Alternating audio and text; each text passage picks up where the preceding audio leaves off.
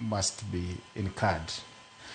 Nikech ndalote ok ji te mane ng'anyo nigi similar intentions. Nitie jok moko mabe donja kanyo to go and do their things.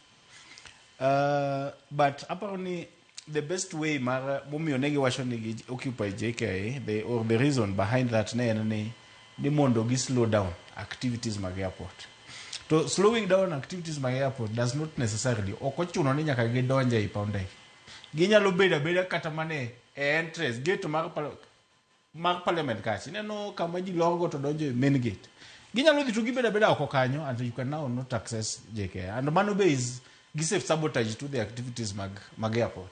Ko the problem the problem most of these people government gikaw gik moko literally ni ko wacho ni wadhi occupy parliament gine airport to chuno ni nyaka wadonje e parliament ko gibo yudo ka direct road blocks around kanyo gibundu ni badoko gi expect ni onego ji odhi odonji igeni kata kawuono ka wadwa paralyze parliament. So we don't necessarily need to access parliament per se.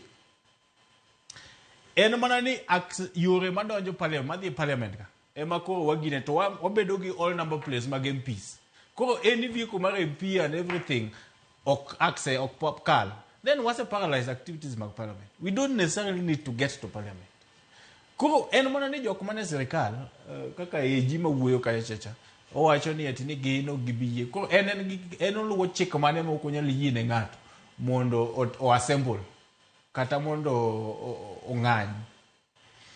I don't support okayie gi paro mar ni chuno ni nyaka wadonje e airport because some wadonje e airport kujo to wadhi incur a lot of losses. Ma sometimes because sirikal wiye tek ahinya to we can agree to go those losses mondo sirikal winj gima wadwaro. Iwinjo? But meanwhile wanyalo paralyze activities mag airport mana ba ibedo e do airport kacha. Kata sani kana biro ka kia akono police moga no we akala abiro royal media to nyisa ni kia na doga luwo kia kanye kuka duogi tingeni ka duoga wuok gi maloka ta doga kanye chabe kindonge rodbo ko ka penjo right to debe ni podadwa this state house ma gi block agi penjo ko chacha donga ka kalo kan yomba akala kala podadhi straight to jiaria dek ma tingo we garigo be adhi ta drop gi petrol station kanye to podwana those state house kanye ko shida mwan go joisen joma nie sirikal kata jok manie gaw mopogore monego bedni nyiso president adier gi mislead president. Even the security sector sani gi mislead president ni ka direct roadblocks go to ginyalo prevent something. There is nothing maginyalo prevent, nothing, completely nothing. Kawuono the economy is losing, not because ni jigore gi police daraka, but because ni kata mana ngama ne okdwa dhi ng'anyo no. Oh, luo, anticipate ng'anyo debate, and there's going to be a poll. Ko donge out, obete out. Man one was say achieve our goal. Ngamu bete out, one was say achieve. By the end of the day, ng'anyo temore, even without actual action. Imagine. Ko these people in leadership nyaka come to a reality. Ni bwana.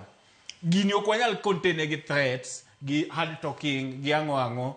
We must come to reality ni gini nyaka wa bed gi mechanism mawa be for dialogue mawa implement some of the things majogi magine good faith, then they will come on the table wa engage, then kwa engage wadhi bet gi country is moving forward. But ka waketo ni gidwa wago gi kaka gigo gi talks, we are used to talks kata mana school kana wane school ninyi swani ki wango school ka ponite nuchioma right to kedi nyo hol baba pod no wango school and we used to go home and come back. All of us were knocked down 1 year. But by the end of the day, can you compare Bechsingenge to lots of dormitory? You can't. They are incomparable. Let us have a reality. Let reality dawn on those in leadership. Then let us have a conversation that is fruitful. Tom Duku, ng'ato nyalo bedo ni penjore ni